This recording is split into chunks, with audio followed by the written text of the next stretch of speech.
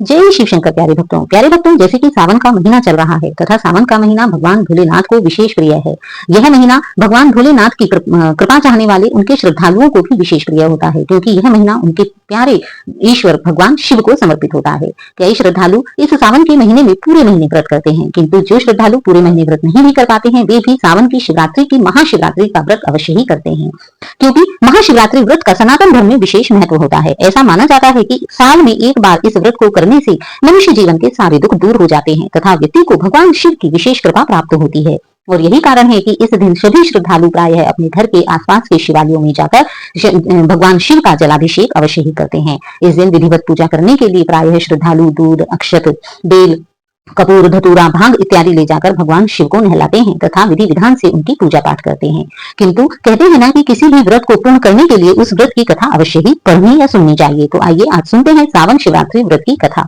धार्मिक कथा के अनुसार चित्रभानु नाम का एक शिकारी था, जो जंगल में जानवरों का शिकार करके अपना घर चलाया करता था। उस शिकारी के ऊपर साहूकार का बहुत सारा कर्ज हो गया था, किंतु कर्ज न चुका सकने के कारण एक बार क्रोधित साहूकार ने उसे बंदी बना लिया तथा पूरी रात भगवान शिव के मठ में बैठा दिया। जिस कारण जब प्रातः काल हुई तो वह उसी मठ में बैठा हुआ था तथा वहां उसने शिव संबंधी धार्मिक बातों को सुना और वहां पर पूजा अर्चना के लिए आए हुए भक्तों से उसने शिवरात्रि व्रत की कथा भी सुनी।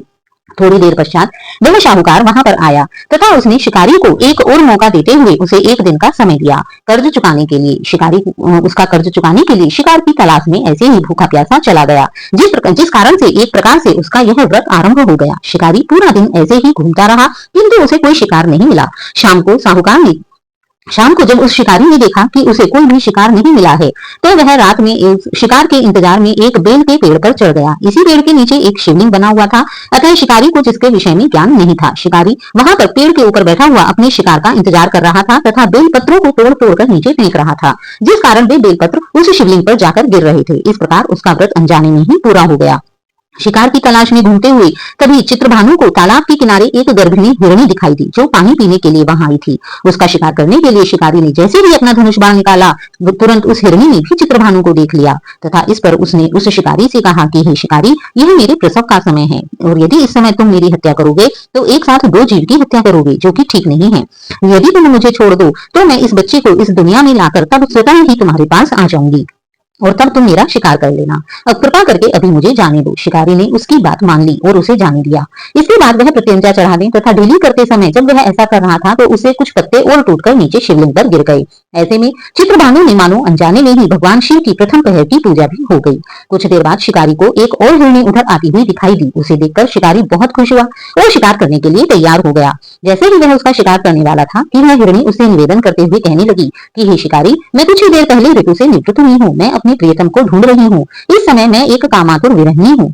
जैसे ही मुझे मेरा पति मिल जाएगा वैसे ही मैं वापस आ जाऊंगी। रात का आखिरी पहर बीतने ही वाला था। भगवान शिव की कथाओं को सुनने के कारण मानो क्यों आज चित्रभानु के हृदय में बहुत अधिक क्रूरता नहीं थी, अतः चित्रभानु ने इस बार भी उस हिरणी को जाने दिया और इस बार भी उसने कुछ बेलपत्र तोड़कर नीचे फेंक दिए, जिसके कारण उसकी दोपहर की दूसरे पहर की पूजा भी पूर्ण हो गई। अब दो शिकार खोकर शिकारी चिंता में पड़ गया। रात्रि का आखिरी पहर भी बीतने को था कि तभी एक अन्य मृगी अपने दो बच्चों के साथ उधर को आ गई।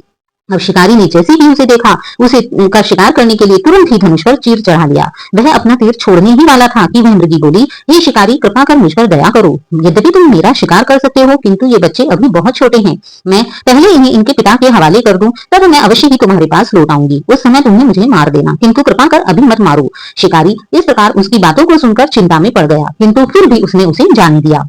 और इस तरह रात्रि का आखिरी पहर बीतने को था। जैसे ही शिकारी ने अपने धनुष से प्रत्यंचा चढ़ाई, उसके बाण में कुछ बेलपत्र इलझकर नीचे गिर गए और इस प्रकार शिकारी की तीसरे प्रहर की पूजा भी हो गई। अभी उसने देखा कि कुछ समय के पश्चात ही एक हिरण भी वहां पर घूमता हुआ आया। इस बार शिकारी ने सोचा कि मैं अवश्य ही इसको मारकर उस साहूकार का कर्ज चुका दूंगा तथा उसने उसे मारने के लिए अपने धनुष पर प्रत्यंचा चढ़ा ली। किंतु जैसे ही हिरण आया, उसने कहा कि हे शिकारी, यदि तुमने इससे पहले आई हुई तीनों हिरणियों को और उनके बच्चों का शिकार किया हो तो मेरा भी शिकार कर लो, जिससे कि मुझे उनके वियोग में दुखी ना होना पड़े। लेकिन अगर तुमने उन्हें जीवन दान दिया है तो कृपा कर मुझे भी कुछ समय के लिए छोड़ दो, क्योंकि मैं भी उनसे मिलकर वापस आ जाऊंगा। यह सुनकर शिकारी को बहुत आश्चर्य हुआ और उसने उस हिरण को रात भर का घटनाक्रम बता दिया। तब वह हिरण बोला कि हे शिकारी, वे तीनों हिरनियां मेरी ही पत्नी थी तथा जिस प्रकार तुमने उन्हें जीवन दान दिया है उसी प्रकार कृपा कर थोड़ी देर के लिए मुझे भी जीवन दान दो, क्योंकि वे तीनों मेरे निमित्त ही प्रतिज्ञा करके गई हैं। यदि तुम इस समय मुझे मार दोगे तो उन तीनों की प्रतिज्ञा अधूरी रह जाएगी। मैं तुमसे वादा करता हूँ कि उन तीनों को लेकर उनकी प्रतिज्ञा पूर्ण कराकर शीघ्र ही तुम्हारे पास वापस लौट आऊंगा। ऐसा कहकर वह हिरण भी वहां से चला गया। अब शिकारी का हृदय भी अत्यंत बेचैन हो उठा, किंतु कुछ देर बाद भी उसने देखा कि वह हिरण अपने पूरे परिवार के साथ वहां से वापस आ रहा था। इस प्रकार उन्हें देखते हुए शिकारी का हिंसक हृदय निर्मल हो गया। उसके हाथ से वह धनुष छूट गया और बेलपत्र को चढ़ाने से उसके हृदय में बहुत अधिक शांति आ गई थी। जब उसने उन जंगली पशुओं की ऐसी सत्यता और सामूहिक प्रेम की भावना को देखा तो शिकारी के मन में अत्यधिक ग्लानि महसूस हुई। उसने उस पूरे मृग परिवार को अब ऐसे ही छोड़ दिया और अपने कठोर हृदय को जीव हिंसा से सदा के लिए हटा दिया।